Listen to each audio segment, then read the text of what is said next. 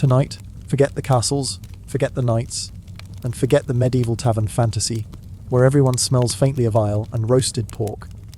Instead, let's step into something darker, Europe 1600s, a time where paranoia wasn't just a mood, it was a lifestyle. You didn't need to commit a crime to be in danger. You didn't even need to be suspicious. All you needed was a grumpy neighbour, a sick cow, or an unlucky mole on your chin. Congratulations, you're now a witch. Trial pending. Imagine living in a town where everyone is side, eyeing you like you've just announced you enjoy pineapple on pizza. Did your bread rise weird? Witch, did your baby get sick? Witch, did a storm blow the roof off your barn? Definitely witch.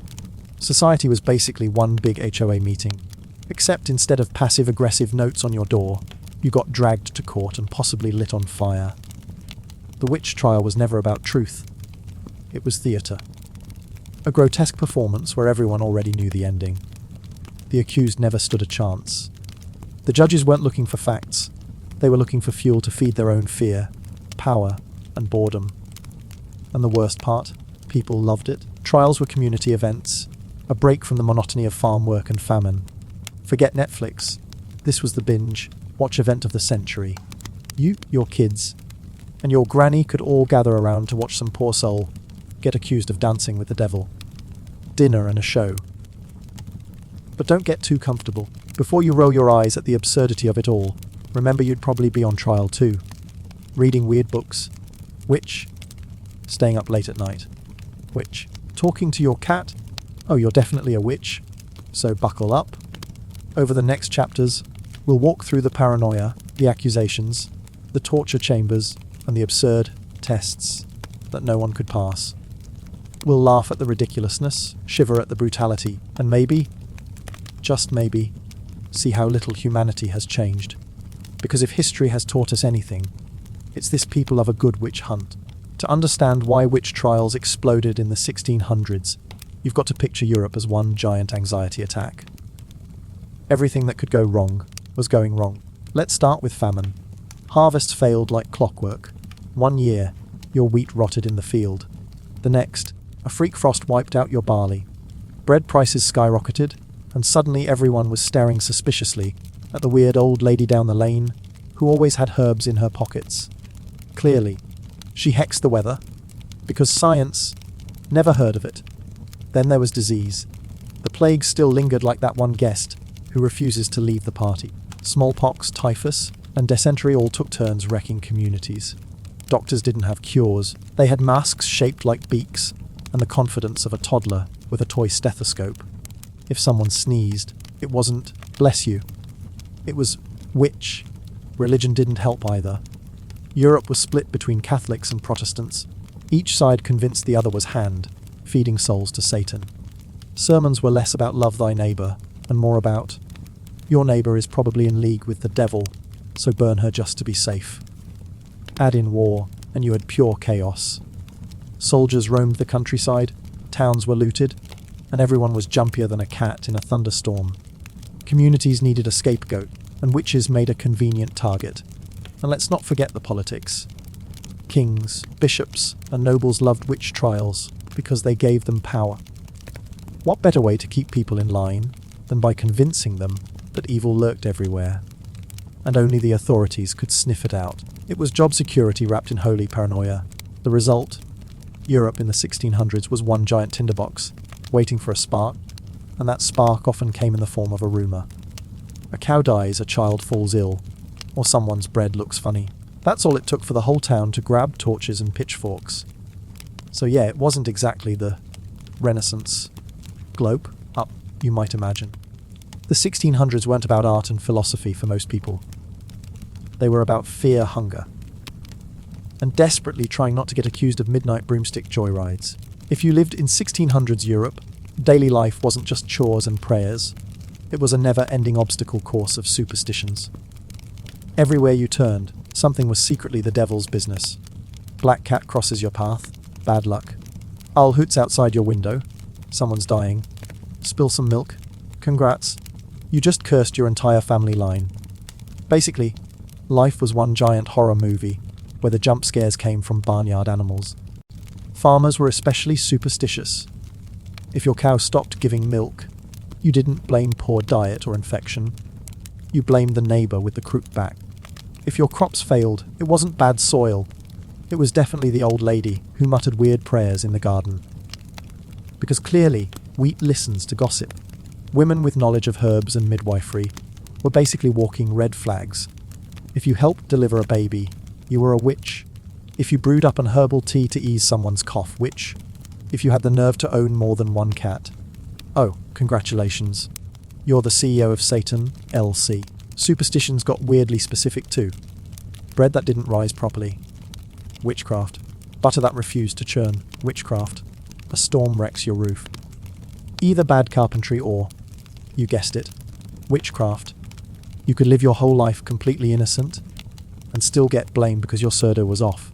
People carried charms to protect themselves, bits of iron, sprigs of herbs, even teeth from dead animals. A rabbit's foot was lucky, sure, but a rabbit itself was suspicious. How's that for mixed messaging? The best part. Even church leaders indulged in superstition. Priests might preach against witchcraft on Sunday, then tuck a clove of garlic into their robes just in case. Double standards never smelled so spicy. So yeah, Europe in the 1600s was basically one giant superstition convention. Everything had a hidden meaning. Everyone was one unlucky accident away from suspicion. And logic was taking a century-long nap. In short, if bad luck followed you around in 1600, you didn't just shrug. You lit a candle, muttered a prayer, and started side, eyeing your neighbours. Because clearly, somebody was hexing you. And they were probably standing right next to you at church. To live in 1600s Europe was to believe Satan had the busiest social calendar imaginable. Forget lurking in hellfire. People thought the devil was personally running around small villages, tripping over chickens, and whispering into people's ears. Stubbed your toe? That was Satan, kicking furniture just to mess with you. Got a headache? Definitely the devil, drilling into your skull. Cow stopped giving milk. Oh, Satan was out back, milking her dry for his morning lat. Every misfortune, no matter how small, was framed as evidence of his presence. The weather turns sour. Satan stirred the clouds. Your child gets sick. Satan's babysitting. Your husband cheats on you. Don't blame him, blame the devil. Convenient, huh? The devil was basically the 1600s version of blame it on Mercury retrograde. Preachers doubled down on this paranoia. Sunday sermons painted Satan as a full-time stalker, slipping into your dreams, hiding in your food, even chilling under your bed like a demonic dust bunny. Entire communities lived in fear of him popping out like an unwanted jump scare. And if you think people didn't take this seriously, think again. Folks literally checked their bodies for devil's marks, birthmarks, scars, freckles. That mole on your chin, proof you signed a contract with Beelzebub. That scar on your knee, clearly where Satan injected his evil powers. Dermatology hadn't been invented yet, so skin care was replaced with witch care. The obsession went so far that ordinary animals were considered devil's sidekicks. Cats, toads, ravens, basically half the cast of a Disney movie, were demonized as familiars. A widow feeding bread to a stray cat wasn't showing kindness. Nope, she was definitely in cahoots with the Prince of Darkness. The result? An atmosphere where people saw Satan everywhere. The devil didn't just live in hell, he lived in your kitchen, your barn, your bedroom, and your imagination. He was the ultimate medieval influencer, always trending, always present, always ruining your day. So, yeah, life in the 1600s wasn't just stressful because of famine and disease. It was stressful because you couldn't sneeze without someone thinking the devil had just tickled your nose. Witch trials didn't start with lightning bolts and goats on fire. Nope. They usually started with something petty. A bad look, a grudge, or a loaf of bread that didn't rise quite right. Picture it, you argue with your neighbour about whose chickens keep wandering into whose garden. 2 weeks later, her cow keels over. Coincidence? Not in 1600. Suddenly you're the local witch, guilty of poultry-based sorcery. It could be even stupider than that. Did you mutter to yourself while walking home? Witch. Did you collect herbs in a basket? Witch. Did you smile at someone's baby and then the kid sneezed later? Which, basically, if you existed within a 5-mile radius of a misfortune, congratulations. You were suspect number one. And the gossip? Oh, It spread faster than lice in a monastery.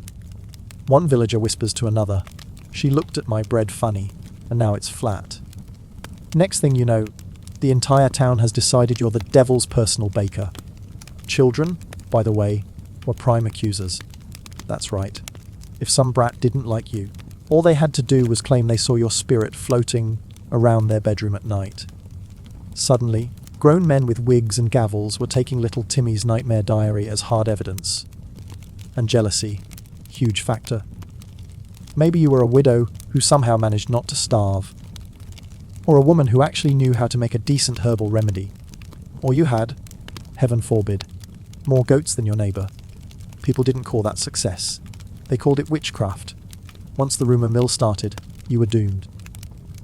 There was no innocent until proven guilty. It was more like, you're guilty because Martha said her butter wouldn't churn. And that's airtight evidence. Thank you very much. So, how did accusations begin? With nonsense, with grudges, with gossip, paranoia, and cows that refused to cooperate. And once the snowball started rolling, you were about 3 steps away from chains, a courtroom, and a one-way ticket to the stake. In short, witch trials didn't begin with proof. They began with the medieval equivalent of Facebook drama. Not everyone had an equal shot at being accused of witchcraft. Spoiler, it was rarely the rich guy in the big house with 10 servants and a wine cellar. No, the targets were almost always the vulnerable, the oddballs, and the unlucky. Widows were at the top of the list. Why? Because in a society obsessed with control, a woman without a husband was basically a glitch in the system, independent, alone, and maybe owning her own goats. Clearly she must have signed a deal with Satan. After all, what woman survives without a man's guidance? Shocking. Midwives and healers were next. These were women who actually knew things, like which herbs eased childbirth or which teas soothed coughs. In a rational world, they'd be doctors. In 1600s Europe, they were witches. Deliver a healthy baby. You probably used black magic. Baby dies. Definitely black magic. You couldn't win. Old women in general were at risk. Wrinkles plus crankiness plus tendency to mutter to themselves, "Take instant witch." Add a cat to the mix, and you were practically handing out broomstick business cards. But it wasn't just women. Outsiders, beggars, the poor, anyone who didn't fit neatly into the community box could get nailed with an accusation. Show up from another village. Witch. Speak with a weird accent. Witch. Have a limp. Witch. Basically, the less you blended in, the faster you were thrown under the satanic bus. Even men weren't safe, though they were accused far less. If you were too clever, too cranky, or too unlucky, you could still end up with a rope around your neck. But let's be honest, most of the time, society saved its witch hunting energy for women. The pattern was obvious: people accused those who were weakest, loneliest, or most inconvenient. If you had no powerful family, no money, and no way to fight back, you were prime witch material. So yeah, being a usual suspect wasn't about summoning demons or flying at night. It was about being poor, old, female, or simply existing in a way that annoyed your neighbours. Moral of the story: if you time travelled to 1600s Europe, your survival strategy wasn't, don't practice witchcraft. It was, don't be weird, don't be poor, and definitely don't own cats. Good luck with that. Here's the thing about humans: when something bad happens, we hate admitting it's random. No, we want someone to blame, and in 1600s Europe, that someone was almost always the witch. Bad harvest, witch. Cow kills over, witch. Bread won't rise, witch. Baby cries all night, witch. Your husband sneaks off to the tavern instead of helping with chores. Definitely a witch. Though maybe not the one you're thinking of. This scapegoat system kept communities functional in the worst way possible. Nobody had to admit that maybe the soil was bad, or disease was contagious, or their farming skills sucked. Blaming witches turned every disaster into a conspiracy. And people love a conspiracy. It's way more exciting than, oops, we forgot to rotate the crops. Villages practically had a witch quota. Something went wrong, and boom, someone had to take the fall.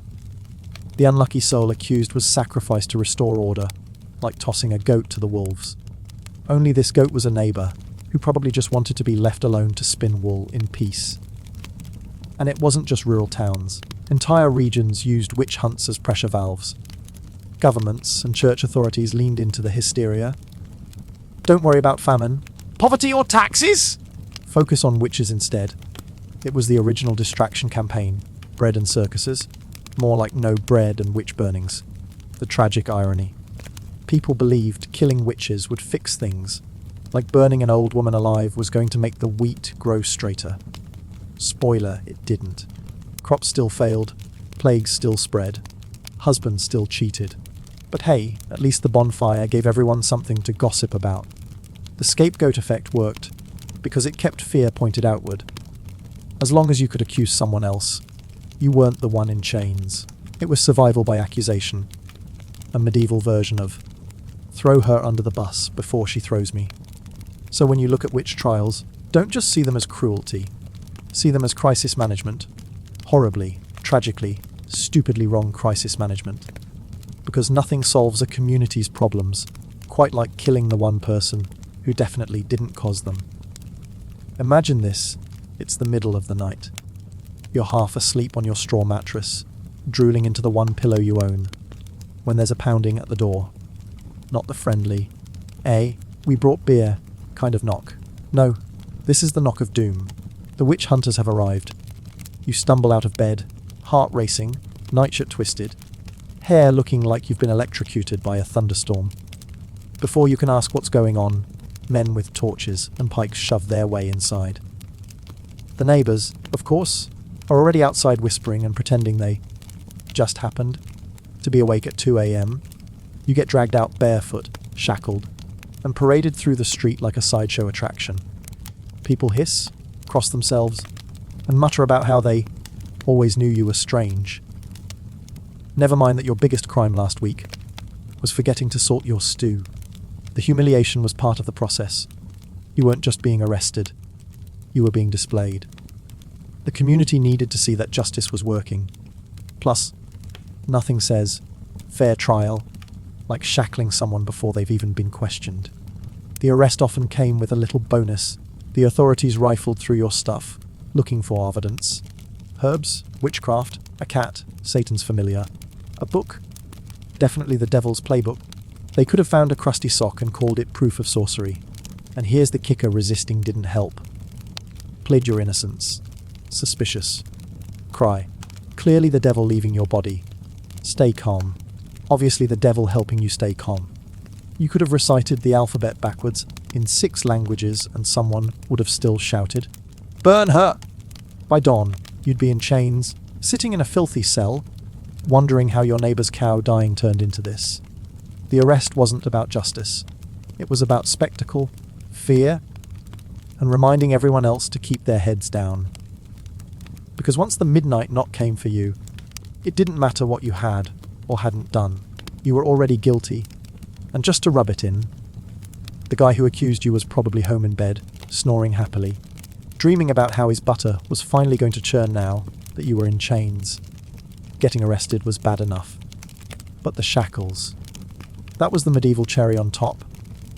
Iron cuffs that dug into your wrists, clanking chains that made every step sound like a death march, and a big crowd gathered to enjoy the free show. You weren't escorted quietly to a private cell. Oh no, you were paraded like the main act at a very depressing circus. The whole town turned out. Children pointed. Old ladies spat. Farmers muttered about how they always suspected your sourdough starter was unnatural. The authorities made sure the humiliation was public. That was the point. Shackles didn't just restrain you, they broadcast guilt. If you were in chains, you must have deserved it. Logic. Optional. Iron shackles. Mandatory. And let's not forget the fashion disaster. You were usually dragged out in whatever you were wearing when arrested. Nightshirt, bed cap, maybe no shoes at all.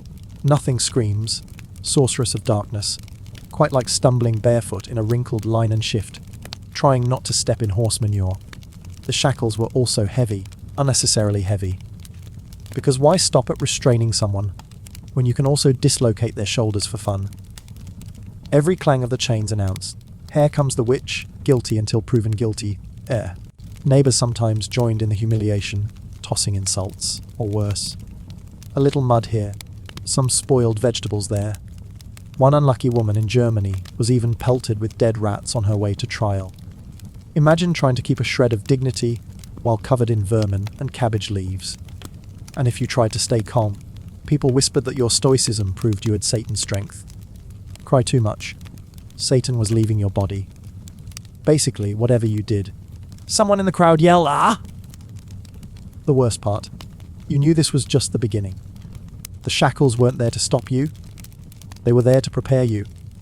To soften you up before the dungeon, the interrogation, and the so-called trial. So yeah, being shackled wasn't just physical punishment. It was psychological warfare with an audience. And the audience loved every second. Because nothing says community bonding like pointing at a half-starved woman in chains and shouting, "Witch."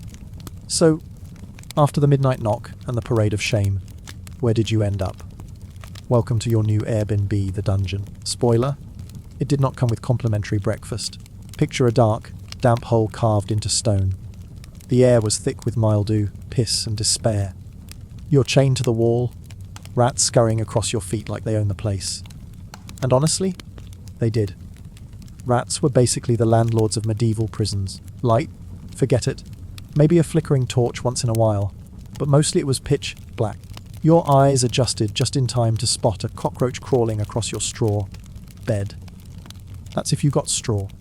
Sometimes it was just cold stone and your own misery. Food. If you were lucky, a guard tossed you a bowl of watery gruel or a chunk of stale bread. If you weren't lucky, well, let's just say you went on a diet you didn't sign up for. The rats ate better than you did. And the company. Other prisoners groaning, screaming, or muttering nonsense in the dark. Imagine trying to sleep while some guy in the corner insists he isn't a witch, but also is Napoleon. Centuries before Napoleon was even born. The filth was unreal. Human waste in corners, straw never changed, and an aroma that could knock the feathers off a crow mid-flight. Forget scented candles, this was eau de rotting flesh with notes of urine. And the guards, they weren't exactly models of compassion. Their job was to keep you alive long enough for the trial. Bare minimum. If you collapsed, they'd splash cold water on you. Not out of kindness, but because dead prisoners couldn't confess. But here's the cruelest joke. The dungeon wasn't the punishment. It was the waiting room. The real horrors, interrogation, torture, trial, were still to come. This was just the warm-up act. So, in the dungeon you sat, cold, hungry, terrified, and already half convinced that maybe you were a witch. Because only black magic could make a human survive this long without soap. So, after rotting in the dungeon, you're finally hauled into court. Don't picture a dignified trial with powdered wigs, gavels, and justice. Picture a circus, minus the clowns, because everyone in the room already qualifies. The courtroom was packed. Villagers crammed shoulder to shoulder, elbowing for a good view like it was the medieval version of front row concert tickets. Kids sat on their parents' laps, nibbling bread, wide-eyed at the spectacle. It wasn't justice, it was entertainment. A live show. Netflix, but with more screaming. The judges strutted in like rock stars, robes flowing, faces grave. These were the guys who held your life in their hands. Spoiler, they'd already decided the ending. The trial was just a formality, kind of like when your teacher asked for your input, but already graded your test. The evidence. Oh, it was top-tier nonsense. A neighbour swore they saw your spirit in their dreams. Another claimed you cursed their cow because it farted weird. Somebody else pointed at your birthmark and declared it the devil's signature. And the judges nodded seriously, scribbling notes as if any of this made sense. Witnesses lied, exaggerated, or just made things up for attention. Kids, especially, were prized star witnesses. A 7-year-old could stand up, say, "I saw her dancing with the devil in the woods," and boom, you're cooked. Literally. Medieval Europe treated children's dreams like courtroom affidavits. Your defense, don't even bother. Denying witchcraft was seen as proof you were lying. Confessing, meanwhile, also proved you were guilty. Heads I win, tails you burn, and the crowd. They loved every second. Gasps, murmurs, crossed themselves dramatically. This wasn't about you. It was about giving the village something to talk about for the next month, while they churned butter. So there you stood, shackled, filthy, trying to argue logic in a courtroom that ran on hysteria. Every cough, every twitch, every nervous glance was fuel for the fire. You weren't a defendant. You were the half-time show at the trial carnival. Justice, please. This was never about truth. It was about fear power, and making sure the villagers went home satisfied, already excited for next week's episode. Who's the witch this time? Now comes everyone's favourite legal innovation, spectral evidence. Translation: if someone dreamed you hexed their cow, congratulations, you're guilty. Picture this: a farmer waddles up to the stand. He says, "Last night I saw her spirit in my room. She pinched me and then danced on the ceiling like a demonic squirrel." The judges lean in, nodding gravely. They don't ask, "Sir, have you considered you just ate bad cheese?" Nope. Dream evidence. Case closed. It got wilder. If a villager had sleep paralysis, what we now know as your brain forgetting how to reboot when you wake up, they didn't blame REM cycles. They blamed you. Clearly, you sat on their chest all night like a medieval sleep paralysis demon. Forget science. The devil was a much easier explanation. And here's the kicker. Your own shadow could betray you. People swore they saw phantom versions of you cavorting with Satan in the forest. You could be sitting in court, literally chained to a wall, while someone claimed your ghost twin was out there turning milk sour. And the jury bought it. It was the ultimate can't win scenario. Deny it. That means you're lying. Admit it. Straight to the stake. Even yawning during testimony could backfire. See how she opens her mouth wide. That's the devil stretching her jaw for unholy chance. You couldn't win. Basically, the courtroom had turned into medieval improv night, with everyone competing to invent the wildest hallucination. The judges, they were the worst audience members ever, laughing at nothing, booing reason, and clapping at pure nonsense. So yeah, spectral evidence was less about what you did, and more about what other people imagined you might have done while half asleep with indigestion. By that logic, everyone who's ever dreamed about their neighbour stealing their sandwich would have been tried as a Phelan. So, the judges weren't convinced yet, because clearly the neighbour's cheese dream wasn't enough. Time to bring out the real evidence: torture. See, medieval logic worked like this. If she screams while we stretch her bones out of their sockets, that's the devil leaving her body. If she doesn't scream, well, clearly the devil gave her superhuman pain resistance, which is also proof. Basically, no matter what you did, the house always won. Torture devices were like Amazons, frequently bought together. Section: chains, racks, thumb screws, branding irons. Each one was designed by someone who looked at a normal household item and thought, But what if this also removed fingernails? The rack: stretch you like your medieval pizza dough. Iron boots: toast your feet until you smelled like Sunday dinner. And the thumb screws: imagine a nutcracker, but for your dignity.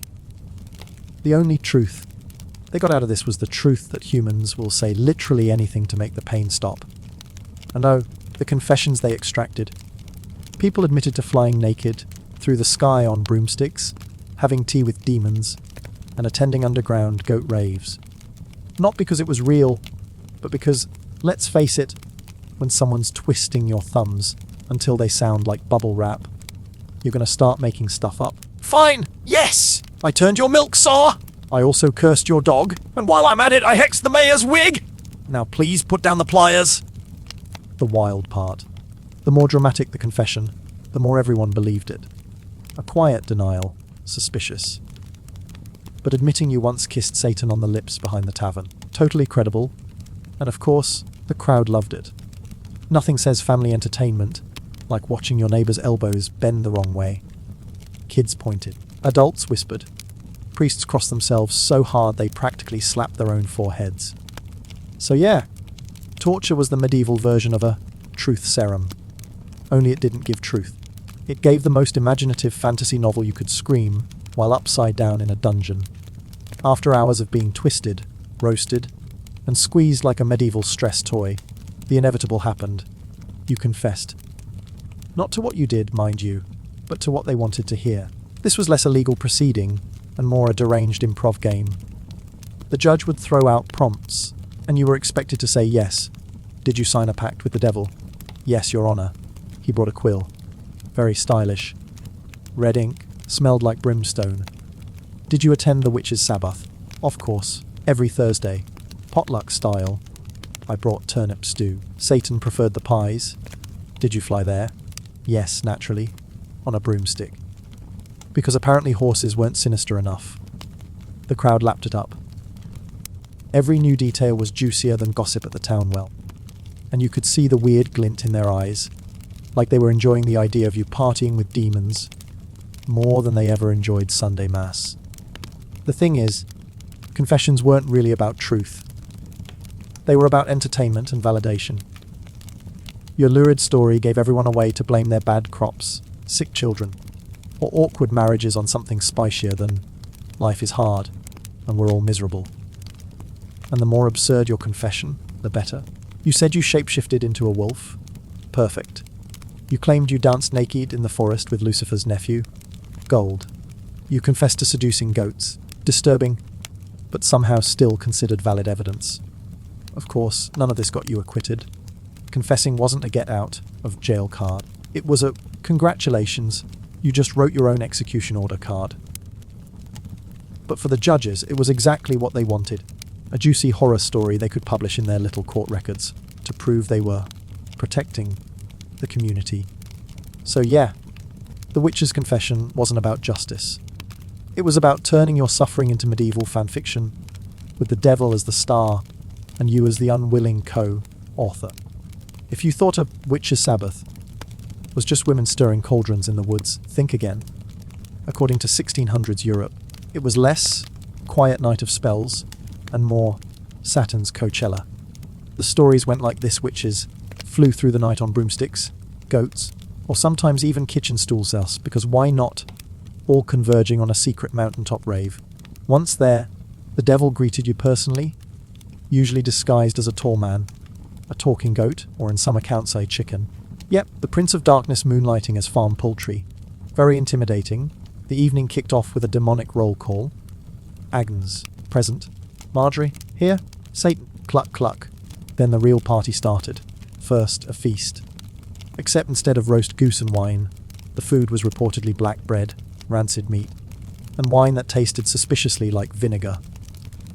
Imagine being accused of selling your soul to the devil, only to get catered by the medieval equivalent of a gas station dilly.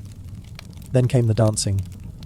Witches were said to whirl around in circles, sometimes backwards, sometimes naked, sometimes both, while demons played music on bagpipes, drums, or, get this, rotten bones. So basically the worst nightclub DJ set you can imagine. And of course there was the alleged kiss of shame, where witches proved loyalty to Satan by kissing his backside. Yeah. People in the 1600s really believed that was part of the schedule.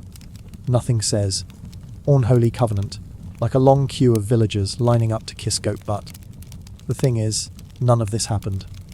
But in the minds of terrified villagers, the witch's Sabbath was very real. It was their explanation for everything.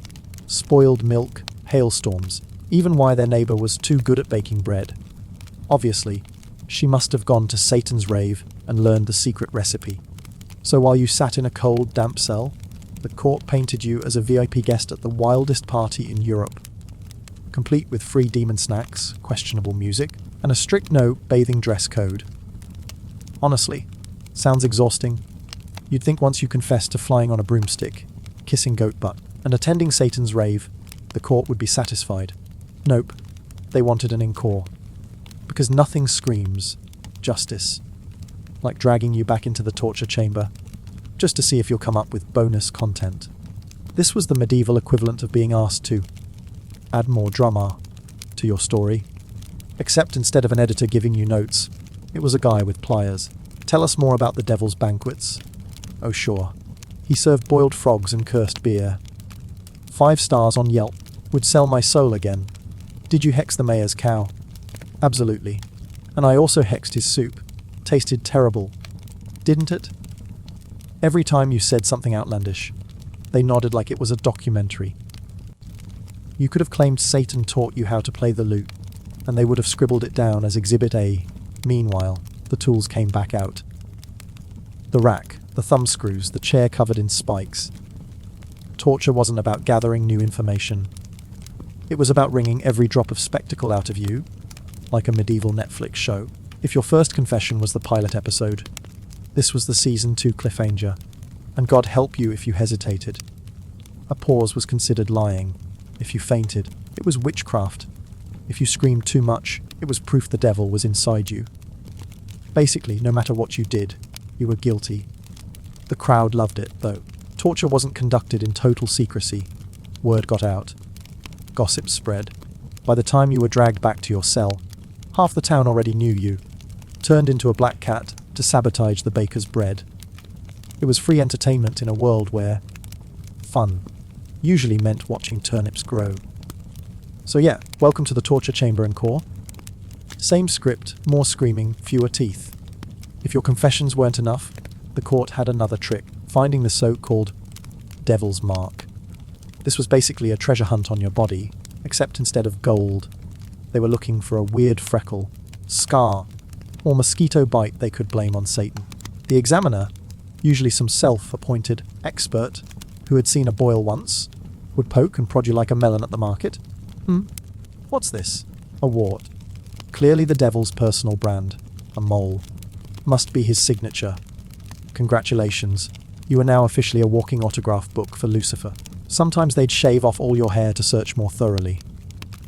Imagine sitting there, bald, humiliated, while some guy gets way too excited about a birthmark on your thigh. Not exactly glamorous. And here's the best part. They believed the devil's mark was numb to pain. So they jabbed you with needles to test it. If you didn't scream when stabbed, guilty.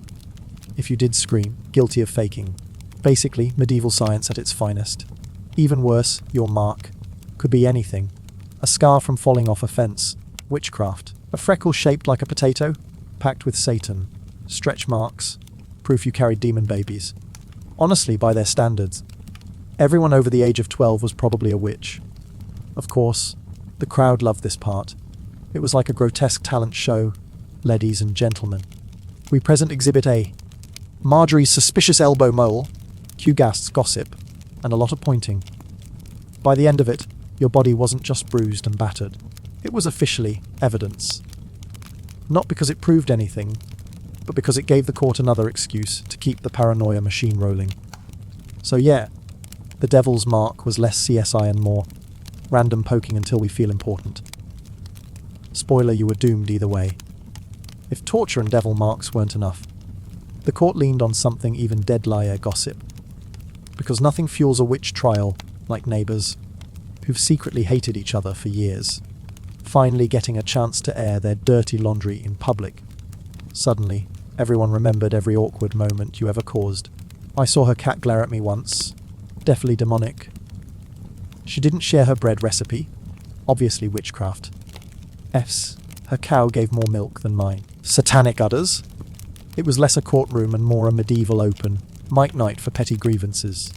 People lined up to throw shade. Jealous bakers, bitter ex-friends. That one guy you refused to marry because his teeth looked like collapsed tombstones. They all got their revenge by testifying that you definitely hexed their turnips. And the beauty of gossip? It didn't need proof. Just vibes. She gave me a funny look. Was basically a death sentence. Imagine being condemned because you squinted into the sun wrong. The accusations spiraled. Suddenly, you weren't just a witch. You were the witchiest witch who ever witched. You spoiled crops. You sank ships. You made children cry. And for good measure, you probably gave the baker's wife Achan. The worst part. Once one person accused you, others piled on. Because no one wanted to be the only one not pointing fingers. Better to accuse than risk being accused. It was witch trial logic. If she's going down, I'm bringing my neighbour too. So yes, gossip turned your trial into a medieval group project, where everyone got an A in paranoia. By the time your trial began, it had stopped being about justice and turned into medieval dinner theatre. Except there was no dinner, no theatre, and definitely no justice. Just a freezing room stuffed with villagers eager to watch you squirm. The judge sat up high, puffed up like a pigeon who thought his wig made him important. The scribe scribbled furiously, though half of what they wrote was nonsense like, accused confessed to riding Satan's goat to market. The jury. Don't even bother. They had already decided you were guilty before you even opened your mouth. And the audience. Oh, they loved it. Whole families came to watch, kids included. Come along, Timmy. We're off to see if Marjorie from down the lane really kissed the devil's bottom. Because what's childhood without a little public trauma? Your trial was basically medieval reality TV. People jeered, gasped, and cheered at the most ridiculous moments. The court treated every mole and freckle like a plot twist. She has a scar! Gasp! Satan must have branded her. The atmosphere was less solemn court of law and more episode of The Bachelor, except instead of a rose, the prize was execution. Oh, and let's not forget the theatrics. Witnesses dramatically pointed fingers. The prosecutor thundered about demons and curses. At one point, someone probably fainted for effect. If anyone sneezed during the trial, you could be accused of causing it. Congratulations, you just weaponized hay fever. Meanwhile, you tried to defend yourself. But what could you say? I'm innocent. Translated to, clearly possessed. I deny everything meant, clearly lying. And, this is ridiculous. Might as well have been. Please light the stake now.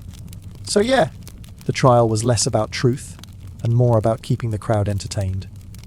And in the 1600s, entertainment meant turning your misery into the hottest show in town. If the gossip, confessions, and devil mark poking weren't enough, there was always the scientific approach, witch tests. These were the medieval version of lab experiments, except the scientists were drunk farmers, and the results were always, yep, she's a witch. The most famous, the swimming test. They'd tie your arms and legs, chuck you in a river, and see what happened. If you floated, guilty, clearly rejecting baptismal water. If you sank, innocent, but also dead. So really, your best case scenario was drowning with a clean record. Congratulations. Then came the pricking test. Witch hunters stabbed you with needles or knives, looking for spots that didn't bleed. Spoiler, everyone has weird numb patches, but in this context, that meant you'd signed a blood contract with Satan. Basically, your skin's dead nerve endings were Exhibit A. There was also the weight test. Villagers believed witches weighed less than normal people because of their ability to fly, so they'd toss you on giant scales like a sack of turnips. Too light, witch. Too heavy, still a witch. Perfectly balanced. That just meant Satan really calibrated you. Oh, and let's not forget the recitation test. They'd ask you to say the Lord's Prayer without stuttering. If you tripped over a word, maybe because your teeth were rattling in fear, that was instant proof you'd sold your soul. Imagine being executed because you fumbled "Deliver us from evil," irony at its finest. The tests were designed so you could never win. Float, burn, sink, still burn, mess up a prayer, burn faster. The witch trials weren't searching for truth. They were just creative excuses to justify your sentence. But the villagers loved these ordeals. They gathered by the riverbanks like it was a sporting event, cheering as you thrashed in the water. Look! She floated! Definitely a witch! As if human buoyancy was groundbreaking evidence. So yeah, medieval science was basically sadistic party games with fatal consequences. After all the gossip, torture, and scientific nonsense, the grand finale arrived at your sentencing. The judge would shuffle his papers dramatically, puff out his chest, and pretend this was the most solemn moment in history. Really, it was just theatre. He'd already decided your fate back when someone claimed your cow gave too much milk. After careful deliberation, he'd boom. We have found you guilty of witchcraft, consorting with the devil, and general suspicious vibes. Suspicious vibes.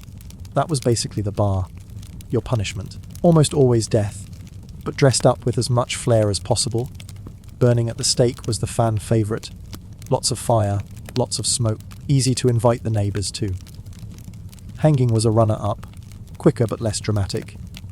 Sometimes they even went for beheading if they were feeling fancy. Nothing says, justice served, like a guy with a dull axe sweating over your neck. And let's not forget the fines. Yes, your family could be charged for the wood used to burn you. Imagine the final insult. Sorry about your daughter being executed, but that'll be 2 shillings for kindling, please. The sentence was never about justice. It was about spectacle. The judge got to look important. The crowd got entertainment. And the authorities got to flex their power by showing everyone what happened if you annoyed the wrong person with your soup recipe. Meanwhile, you were just standing there, realizing that your entire life was reduced to a punchline in the community's paranoid drama. Your fate wasn't sealed by the devil. It was sealed by a bored jury and a very flammable pile of sticks. Execution Day wasn't a somber affair. Oh no, it was the Super Bowl of the 1600s. The whole village showed up. Kids, grandparents, that one guy who never wears shoes. Everyone wanted front row seats to the human bonfire. Vendors sometimes set up stalls. Bread al, maybe a suspicious meat pie. Nothing says family outing like gnawing on a sausage while someone screams on a pyre. People even brought their dogs, who probably wondered why their humans were so excited about roasted meat that wasn't for them. The atmosphere was festive. Jokes flew around like arrows. Better light her quick. My beer's getting warm. You were the tragic centerpiece of medieval entertainment. Basically a Netflix binge, before Netflix existed. And the crowd was creative with their commentary. If the fire started slow, people complained like it was bad service at a tavern. If it flared too fast, someone muttered about wasted kindling. Imagine being executed while hecklers critique the flames like it's a cooking show. The clergy was there too, of course, booming out sermons about sin and salvation. Their favourite line? Repent now? Which was ironic, considering repentance never got you a refund on the execution ticket. Then came the moment the torch to the pile. Flames licked upward, smoke curled into the sky, and the audience leaned forward like they were watching fireworks. Kids screamed, dogs barked, and your neighbours whispered about how they always knew you were suspicious. Execution Day wasn't about cleansing the town of evil. It was about distracting people from the smell of their own chamber pots. And when the fire burned down, the villagers went home satisfied, their need for drama sated, until the next unlucky soul got accused of hexing a cow. When the flames finally died down and the crowd wandered off, you'd think the story would be over. But no, medieval people loved an encore. Even if it came in the form of your charred skeleton. First came the souvenir hunters. Yep, people picked through the ashes looking for keepsakes. A fragment of bone, a lump of melted iron, a blackened tooth. Collectibles, basically. Imagine someone bragging in the tavern this. Oh, just a piece of Agnes's femur. Really ties the room together. Then came the sacred ashes. Authorities sometimes scooped them up and scattered them in rivers or fields, claiming it purified the land. Translation, they didn't want anyone accidentally worshipping your remains like a martyr, because nothing undermines a good execution like your ashes becoming a lucky charm. The neighbours, meanwhile, acted like they'd been in the front row of a rock concert. Oh, I was there, they'd say. Saw the whole thing. The flames were this high! And of course, the story grew with every retelling. Soon, you weren't just a witch. You were a witch who shrieked in Latin, shot sparks from your eyes, and made the executioner's boots catch fire. You were medieval clickbait. And your family, they got the worst of it. Sometimes they were fined for your trial costs. Sometimes their property was seized. And sometimes they just carried the shame forever. People whispered behind their backs like, "That's the cousin of the woman who danced naked with Satan's goat." Fun legacy. The aftermath wasn't about justice. It was about tying the bow on the town's paranoia package. Everyone left convinced they were safer, holier, and cleaner. Which was hilarious, considering the streets were still full of pig poop, and no one had bathed in months. So yeah, your ashes weren't just ashes. They were props in the ongoing circus of fear, gossip, and very bad science. One witch trial was never enough. Once a town got a taste for bonfires and gossip, paranoia spread faster than plague fleas on a rat. Suddenly every village wanted its own witch drama. It was less isolated justice, and more viral trend. Neighbouring towns heard the stories and thought, wait, their witches caused bad harvests. That explains why my cabbages looked depressed. Boom, new trial. A preacher claimed Satan was hiding in the rafters. Suddenly everyone was peeking at their ceilings like medieval ghostbusters. The fear spread in waves. Germany alone held tens of thousands of trials. France went wild. Scotland. Oh, they practically made witch hunting a national pastime. Entire communities turned into witch hunting clubs, except instead of bingo night, the prize was human ash, and the accusations, oh, they got creative. Witches supposedly cursed beer, spoiled cheese, and made men impotent sicky, which, let's be honest, was probably just bad diet and stress. Every minor inconvenience got pinned on witches. Stubbed your toe. Witch. Chicken won't lay eggs. Witch. Your wig looks crooked. Definitely witch. The more people panicked, the more ridiculous the accusations got. In some places, they believed witches could turn invisible, which was very convenient for the accusers. Did you see her hex me? No, she was invisible? Ah yes, excellent evidence. What started as a handful of trials snowballed into a continent-wide panic. Judges got promotions for burning witches. Preachers gained followers for ranting about witches. Even merchants made money selling witch hunting manuals, which was basically the 1600s version of self-help books, how to spot a witch in 5 easy steps.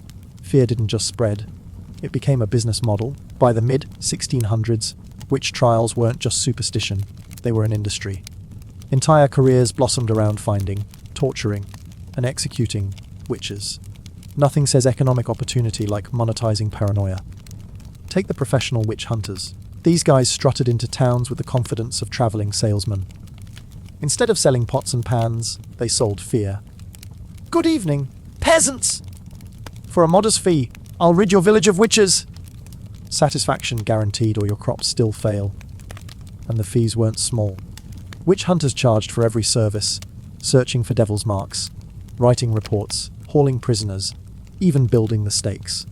Some even billed by the mile, like medieval Uber. Except instead of dropping you at your door, they dropped you at the pyre. The torture equipment makers cashed in, too. Someone had to craft the thumbscrews, racks, and spiky chairs. Imagine the sales pitch. New model rack. Now with adjustable settings for extra heretic stretch! Blacksmiths made a fortune while their customers screamed on the merchandise. Even the clergy profited. The more witches they exposed, the more donations they received. Nothing boosts Sunday offerings like telling people Satan is hiding in the pantry. And let's not forget the writers. Witch hunting manuals flew off the presses. Titles like The Hammer of Witches or 100 Ways to Tell Your Neighbor is Evil became bestsellers. They were the self-help books of their day, except instead of Find Your Inner Peace, it was Find Your Inner Paranoia. Trials pumped money into towns, too. Inns filled with visitors, vendors sold food at executions, and everyone made a little profit from your misery. You weren't just a witch, you were an economic stimulus package. So while you were being pricked, poked, and burned, remember this: someone was cashing in. Witch hunting wasn't just hysteria, it was a business plan. Eventually, even Europe had to admit, maybe burning thousands of people over freckles and sour milk wasn't the best look. The decline of witch trials wasn't sudden. It was more like everyone slowly sobering up after a centuries-long paranoia bender. First came the scholars. A few brave souls whispered, hey, maybe it's not witches making crops fail. Maybe it's the weather. Revolutionary stuff. Others suggested that screaming confessions under torture weren't exactly reliable. Apparently, they just discovered the concept of lying to avoid being crushed like a wine grape. Then came the lawyers. Some courts started asking annoying questions like, so, do we have any actual evidence? Key awkward silence. She sneezed weird once. Suddenly, that didn't cut it anymore. Science helped too. As people realized the Earth orbited the sun and diseases came from germs, not goat kisses, the witch hunting narrative cracked. It's hard to yell, burn her. She spoiled the butter, when your neighbor just invented a microscope. Economics played a role as well. Trials were expensive. All that wood, all those man-hours, all those witch hunters charging by the corpse. It added up. Town started thinking, do we really need to bankrupt ourselves over Mildred's suspicious cabbage patch? Spoiler, no. And then there was the embarrassing realization. Almost every community had executed completely ordinary people. Grandma's midwives, weird guys with warts. Turns out, Satan wasn't running a vast underground network after all. He was too busy, apparently not existing. By the late 1600s, witch trials sputtered out across much of Europe. Not because people got kinder, but because they got bored. broke and slightly more rational. Witch burning went from blockbuster entertainment to... Remember when we did that? Yikes. So yeah, the witch craze didn't end in a blaze of morality. It fizzled out in a mix of fatigue, science, and accountants who finally said, no, we're not expensing more tortures. So what's the legacy of the witch trials? Besides a lot of scorched earth, traumatized families, and some very awkward history lessons, they left us with a perfect example of how far humans will go when fear, gossip, and bad science get mixed together. Think about it, entire towns lost their minds over cats, freckles, and dreams about goats. That's like future historians discovering we once panicked because Mercury was in retrograde. Oh wait, we still do. The absurdity is, people genuinely thought they were saving their communities by killing their neighbours. We've cured famine, pestilence, and heartbreak by burning Agnes, who just wanted to bake bread in peace. It's the kind of logic that makes you want to bang your head against a medieval wall. But here's the kicker. While the witch hunts eventually died down, the mindset didn't vanish. Replace witch with outsider, foreigner, or that guy on Facebook who disagrees with me, and suddenly the mob looks familiar again. The costumes change, but the paranoia stays. At least now we don't execute people for floating in rivers. We just film it for TikTok and argue in the comments. Progress, sort of. Still, when you crawl into bed tonight, clean sheets, indoor plumbing, no one accusing you of kissing Satan's goat. Maybe whisper a quiet thank you to the March of Reason. Because if you'd lived in 1600s Europe, your neighbour's jealous side, I could have landed you on a pyre. The witch trials remind us of the dangers of fear and ignorance, but they also remind us of something else: humans have always been a little ridiculous. And honestly, that might be the only comforting thing about the whole mess.